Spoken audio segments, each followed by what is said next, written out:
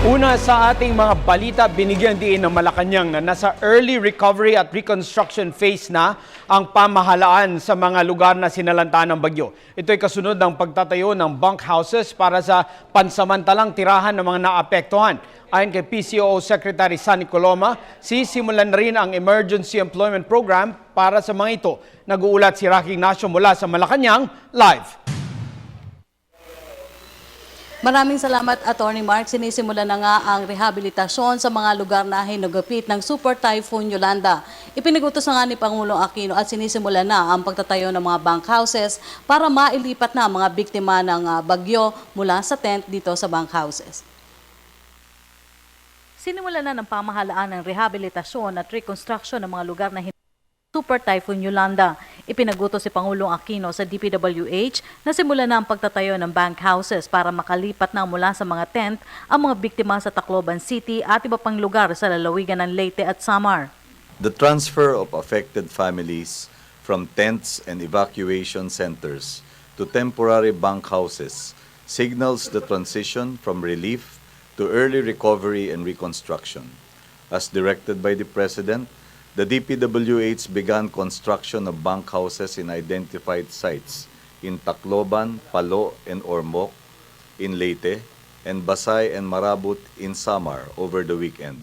Starting yesterday, construction of bunk houses began in Giwan, Hernani, and Borongan. Mahigit 2,000 pamilya makikinabang sa unang yugto ng rehabilitasyon matapos manalasa si Yolanda, mahigit 2 linggo nang nakakaraan.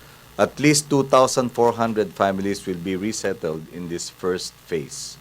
In coordination with the local governments, DPWH has begun site preparation in identified resettlement areas to facilitate transfer to the bunk houses to be completed.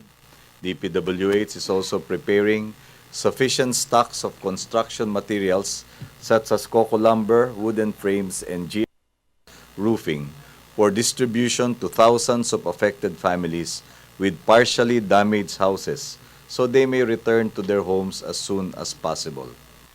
Sisimula na rin ang Emergency Employment Program para sa mahigit 12,000 trabaho sa mga biktima. Ang pagsisimula ng reconstruction upang ibalik sa normal na sitwasyon ang mga sinalantay magiging bahagi ng komprehensibong report ng task group sa pulong ng gabinete.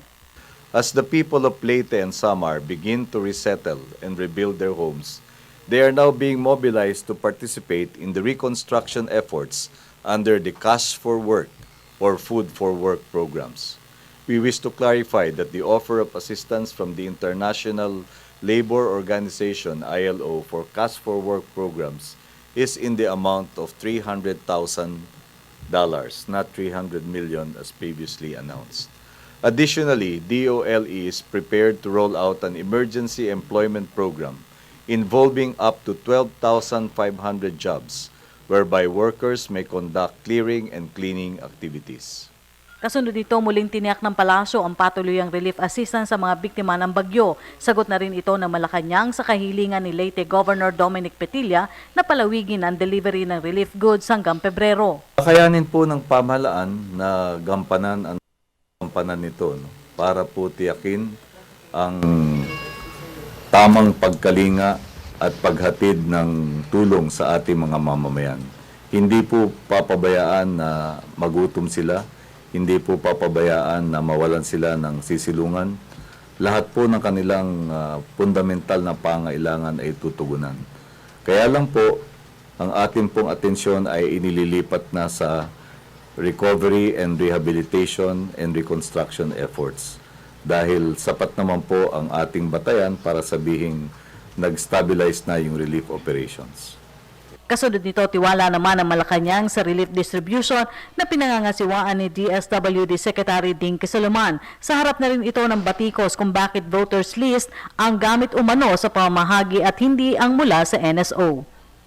Kaya sapat po ang aming pagtitiwala na ginagawa ni Secretary Suliman yung nararapat kung ang pinaka mapagkakatiwalaang listahan ng mga tao ay yung mismong mga nakatira sa lugar na yon, no? As evidenced by voters registration, nakatitiyak din po kami na si Secretary Soliman ay ginagampanan yung kanyang tungkulin sa isang profesional na paraan na wala politika.